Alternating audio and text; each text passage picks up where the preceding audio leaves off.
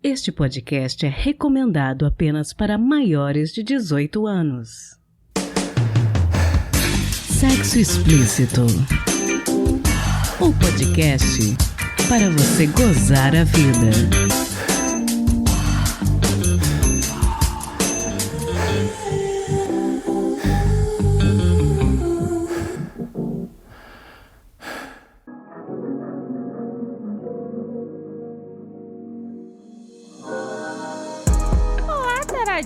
Tudo bem com vocês? Aqui quem fala é Priscila Armani e esse é o Sexo Explícito, podcast que acredita que a área da sexualidade está em constante transformação e por isso precisamos estar sempre bem informados. No episódio de hoje trazemos um conceito em inglês, o spectatoring, que nada mais é do que o fenômeno da dissociação durante o sexo. Esse comportamento involuntário que foi registrado pela primeira vez lá na década de 1970 por Masters e Johnson tem sido cada vez mais presente nas nossas relações cotidianas, tendo em vista o excesso de informação cada vez maior com o qual temos de lidar. Conversamos com a psicóloga Fernanda Angelini sobre se a dissociação tem sido muito percebida nos consultórios médicos e o que pode ser feito caso você suspeite que também está passando por isso. E antes de irmos para a entrevista, gostaria de pedir que você considere apoiar financeiramente o Sexo Explícito, possibilitar que nós possamos melhorar o podcast. Por apenas R$10 por mês, você pode nos ajudar a retomar definitivamente os contos eróticos e ainda trazer mais conteúdos e novidades para você. Vai lá em apoia.se/Sexo Explícito Podcast e nos dê essa força. Obrigada! E aquele aviso de sempre, se possível, não ouça este episódio pelo aplicativo musical Verdinho. Se você insistir em ouvir pelo Spotify, é sua obrigação moral ir no aplicativo. Me dá uma nota alta lá, hein? Eu sofro com as notas baixas, que são consequência de um boicote dos puritanos. E se você for nosso ouvinte pelo YouTube, eu agradeço imensamente se puder se inscrever no nosso canal Sexo Explícito Podcast e deixar o seu like. Beleza? Então, bora pro episódio!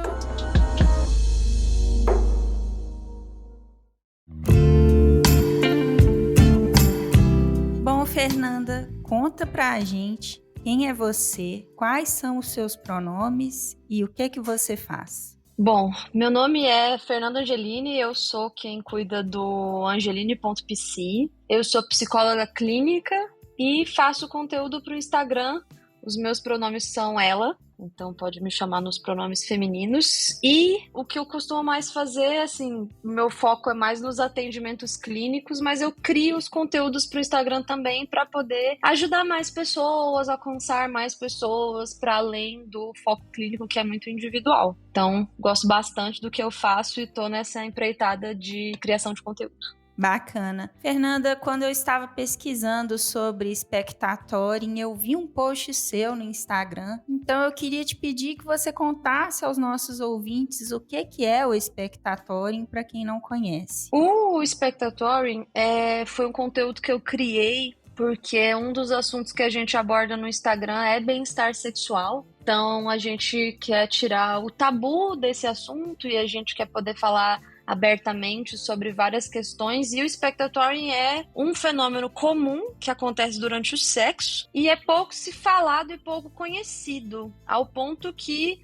a gente não tem exatamente ainda uma tradução. A gente está usando ainda o nome em inglês, spectatoring. Então, mas a ideia é que vem de espectador. Você sente uma certa dissociação da sua mente com o seu corpo, onde você descola das sensações durante o sexo. Então, a sua mente, ela vai para um lugar onde, desconectada do seu corpo, você não está ali sentindo os prazeres, sentindo os toques, sentindo o calor, sentindo o beijo. Você está muito centrado na sua mente e nos pensamentos que vêm à sua mente. E é como se fosse uma sensação de que você está assistindo o que está acontecendo, mas você não está sentindo o que está acontecendo.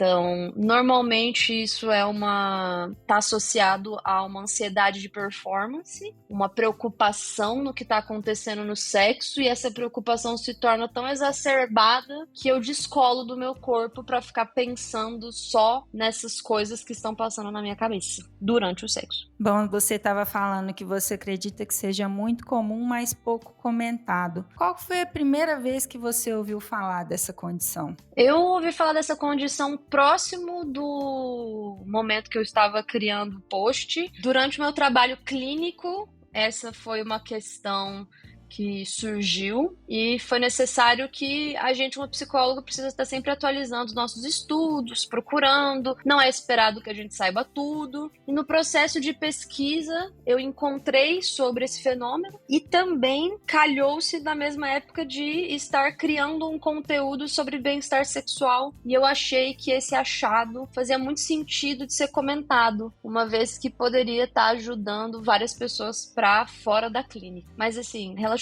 recente, eu diria que há uns 1 ano e meio, 2 anos atrás. Bom, você tem visto, então, no seu dia a dia de prática clínica, questões relacionadas a isso? Sim, eu vou dizer assim que não é... Ele tá naquele campo onde, porque as pessoas elas não conhecem a possibilidade desse fenômeno, elas podem muitas vezes não ver problema no que tá acontecendo. De uma certa forma, é muito comum a gente normalizar certos comportamentos. Então, muitas vezes pode acontecer no consultório da pessoa tá passando por isso, mas não chegar a comentar porque ela não acha que é algo que vale a pena ser comentado. Então, eu diria que, assim, não acho que tá no ponto de ser nem muito comum, nem muito raro, até por conta da desinformação que se tem sobre esse assunto. Mas eu espero, até mesmo porque mais veículos de informação estão falando sobre isso, que a gente possa ter uma ideia melhor, fazer mais pesquisas para entender o quão comum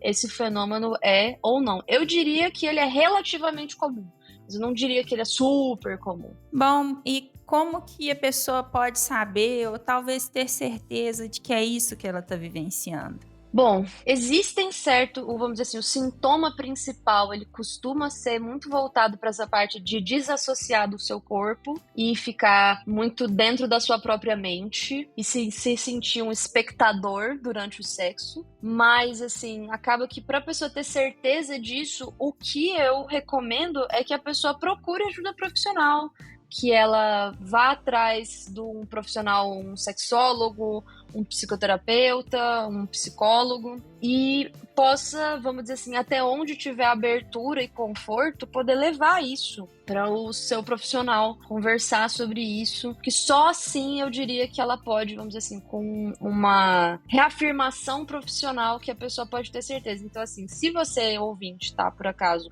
com alguma desconfiança que pode ser isso, talvez seja interessante conversar com alguém, conversar com um profissional, se informar, procurar mais sobre isso, pois, assim, a gente não quer também não quer fazer muito autodiagnóstico, mas ao mesmo tempo eu acredito que é importante as pessoas se informarem, porque, assim, mesmo se você não tenha vivenciado isso até hoje, você pode vir a vivenciar futuramente, a depender do nervosismo que você está vivenciando durante o ato sexual. Quais você acha que podem ser as principais causas para esse fenômeno?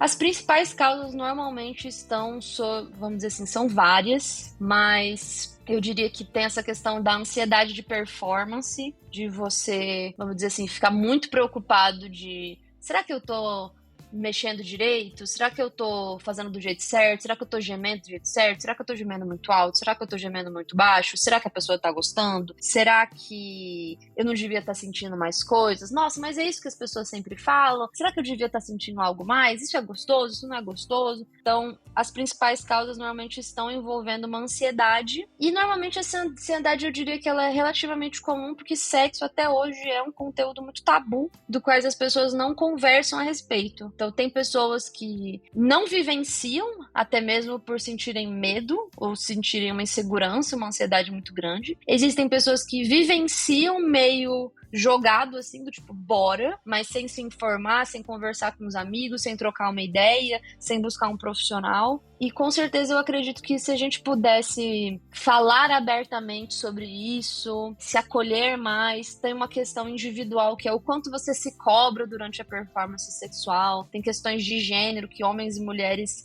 eles se cobram de coisas diferentes durante o sexo, eles têm questões internas diferentes e relações diferentes com o próprio corpo. Será que a pessoa tá me achando bonito? Será que ela tá me achando atraente? Será que ela percebeu que eu tenho pancinha? Será que ele viu as minhas estrias? Tudo isso e toda essa ansiedade acaba podendo levar a essa dissociação e esse estado de espectador. Então, as principais causas são essa ansiedade e essa preocupação, essa autocobrança. E o que a gente poderia fazer para lidar com isso é falar abertamente, se autoafirmar, buscar informações, trocar com outras pessoas, para a gente poder tirar das nossas mentes o tabu e, de certa forma, até por conta do tabu, o mistério que existe dentro do ato sexual, de como é que as coisas funcionam, do que as pessoas gostam. Uma maneira de você tratar isso também seria você conversar abertamente com a pessoa que você está se relacionando, o que ela gosta, o que ela acha atraente, o que ela prefere, o que ela não gosta.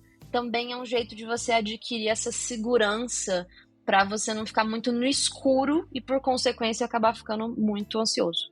Você acredita, então, que o diálogo é o melhor tratamento?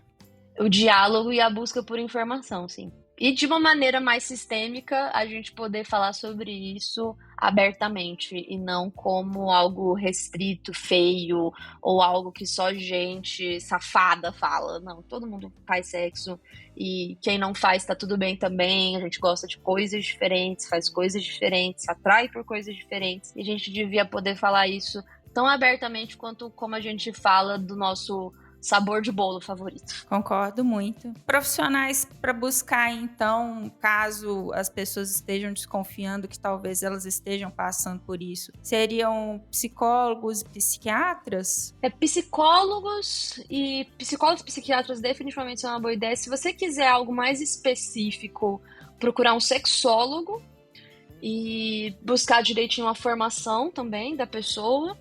E, claro, também tentar buscar um profissional do qual você vai se sentir confortável para falar sobre essas coisas. Eu costumo ser uma psicóloga, porque eu tenho muita tatuagem, eu tenho cabelo colorido. Meus pacientes comentam muito isso comigo, de nossa, você foi a primeira psicóloga que eu me senti confortável para falar sobre sexo. Por conta disso, assim, de essa questão visual de não, ela é alternativa, ela deve saber dessas coisas, eu não vou me sentir julgada. Que isso, assim, às vezes a gente vai procurar um profissional e pode ser que você encontre uma profissional super bem recomendada, uma incrível psicóloga, mas por questões não da, vamos dizer assim, capacidade da pessoa, mas, por exemplo, eu já tive uma psicóloga extremamente competente, me ajudou com várias questões, mas ela era muito mais velha. Por ela ser muito mais velha, eu ficava sem jeito pra falar sobre sexo. Então, não é sobre o profissional, é sobre os vieses da própria pessoa.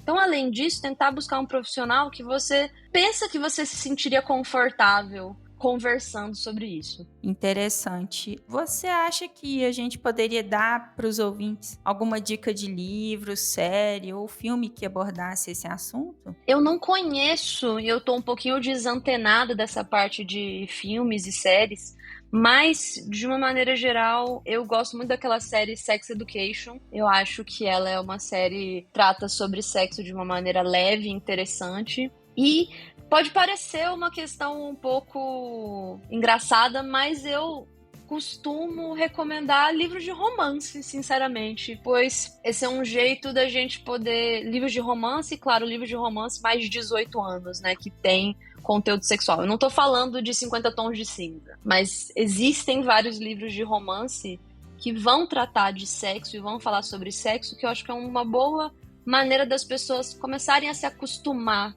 com esses conteúdos. Porque é isso, assim, às vezes sexo é uma coisa tão esquisita na nossa sociedade que tem filmes que tem cenas de sexo e a mulher tá usando sutiã. na cena. Tipo, ninguém faz sexo com sutiã. Quer dizer, não vou dizer ninguém. Algumas pessoas devem fazer sexo com sutiã. Mas é um jeito engraçado de se retratar esses conteúdos. Então, não tem nenhum específico, mas eu sou uma forte defensora de livros de romance com conteúdo sexual para as pessoas poderem se abrir a isso de uma maneira segura. Ah, bacana. Fernanda, eu quero te agradecer muito pela conversa que a gente teve hoje. Acho que a gente realmente precisa falar um pouquinho mais a respeito, não só desse fenômeno do spectatoring, mas de como que a ansiedade, né, às vezes atrapalha a pessoa de curtir aquele momento da relação. Então eu queria te pedir para deixar os seus contatos nas redes sociais para quem quiser continuar essa conversa em outros espaços.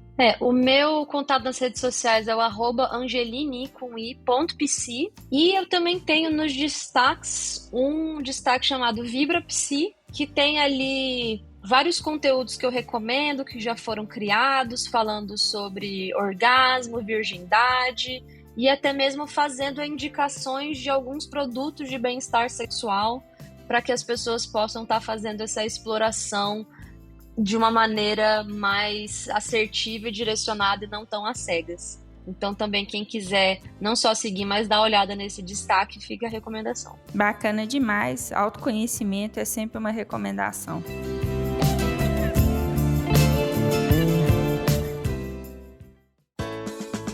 Se toca. Bom, muito se fala sobre a meditação chamada de mindfulness, como uma possível saída para a dissociação durante o sexo, sobre a qual acabamos de conversar. A meditação também é apontada como um caminho para aqueles que buscam dormir melhor ou até mesmo para ajudar a afastar o estresse do dia a dia. Então, talvez seja interessante tentar, né? Na Netflix existe uma série de meditações guiadas chamadas Headspace, nas quais o narrador, Andy, conta para os espectadores qual foi a jornada pessoal dele que o levou à meditação e esclarece quais podem ser os benefícios obtidos a partir dos diferentes tipos técnicas de meditação. Ilustradas por animações abstratas, as séries são divididas em meditação guiada, guia para dormir melhor e guia para relaxar, sendo que essa terceira produção é a primeira experiência interativa sem história da Netflix, que foi oferecida pela plataforma para ser acessada a qualquer hora e em qualquer lugar. Eu assisti a meditação guiada e achei bem interessante, numa linguagem acessível e fácil de entender. Mesmo eu nunca tendo tido contato com meditação antes e nem nunca tendo feito nenhum exercício, eu consegui seguir as instruções direitinho. Mas eu aconselho que você assista a versão dublada, porque ao final do primeiro capítulo eu me dei conta de que era preciso fechar os olhos e seguir as instruções para fazer o exercício. E na versão legendada fica um pouco difícil de fazer isso, a não ser que seu inglês seja muito bom. Então, se você acha que meditar pode ser algo bacana para você, ou se você só tem curiosidade e vontade de experimentar, fica aqui a minha recomendação: Headspace, série de meditações guiadas e interativas da Netflix. Cada episódio tem duração média de meia hora, sendo que os exercícios são bem acessíveis e bacanas. Lá no nosso site sexoexplicitopodcast.com.br tem, na descrição deste episódio direitinho, o link para você acessar.